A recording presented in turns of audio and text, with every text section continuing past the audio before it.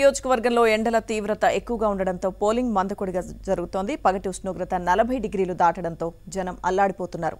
దీంతో బయటకు రావడానికి ఇబ్బంది పడుతున్నారు. ఉదయం జోరుగా సాగిన పోలింగ్ మధ్యాహ్నం వరకు నెమ్మదిగా సాగుతోంది. ఎండలకు తోడు కొన్ని పోలింగ్ కేంద్రాల వద్ద సరైన వసతులు లేకపోవడంతో వృద్ధులు, మహిళలు అవస్థలు పడుతున్నారు. నిజామాబాద్ పరిధిలో పోలింగ్ సాగుతున్న తీరుపై మా ప్రతినిధి శ్రీపతి మరిన్ని వివరాలు అందిస్తారు. నిజామాబాద్ పార్లమెంటు నియోజకవర్గం పరిధిలో మధ్యాహ్నానికల్లా పోలింగ్ మందకొడిగా సాగుతుంది. ఎండ తీవ్రత పెరుగుతున్న కొద్దీ ఓటర్లు బయటికి రావడానికి ఇబ్బంది పడుతున్నారు. దీంతో పోలింగ్ కేంద్రాలు జనసందడి లేక వెలవేలబోతున్న పరిస్థితి కనిపిస్తుంది. మనం చూసుకుంటే ప్రస్తుతం నిజామాబాద్ పార్లమెంటు నియోజకవర్గం పరిధిలో నిజామాబాద్ రూరల్ సంబంధించి ధర్మారం గ్రామంలో ఉన్నాం. ఈ ధర్మారం గ్రామానికి సంబంధించిన పోలింగ్ బూత్ది మనం చూసుకుంటే ఒక ప్రభుత్వ ఉన్నత పాఠశాలకు సంబంధించిన కేంద్రం.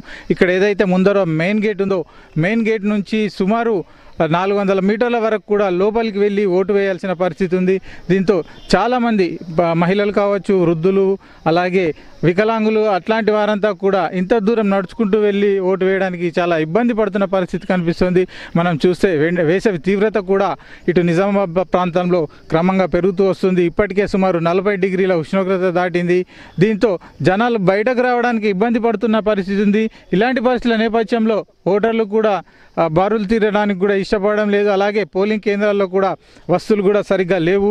అలాగే తాగునీటి కావచ్చు, అలాగే షామియానాలు, నీడ కూడా లేని పరిస్థితుల్లో ఓటర్లు ఇబ్బంది పడుతున్నారు. అయితే దీనికి సంబంధించి మనతో మాట్లాడడానికి ఓటర్లు కూడా ఉన్నారు. బ్రదర్, చెప్పండి, ఇప్పుడు ఇక ఈ గ్రామంలో పోలింగ్ ఓట్లు వేయడానికి కొంచెం ఇబ్బంది పడుతున్న పరిస్థితి ఉంది. ఇబ్బంది పడుతున్నారు ఇక్కడ, ఎందుకంటే స్కూల్ దగ్గర నుంచి ఎంట్రన్స్ నుంచి అంటే చాలా పెద్దోళ్ళు రావాలంటే చాలా ఇబ్బంది అయిపోయింది.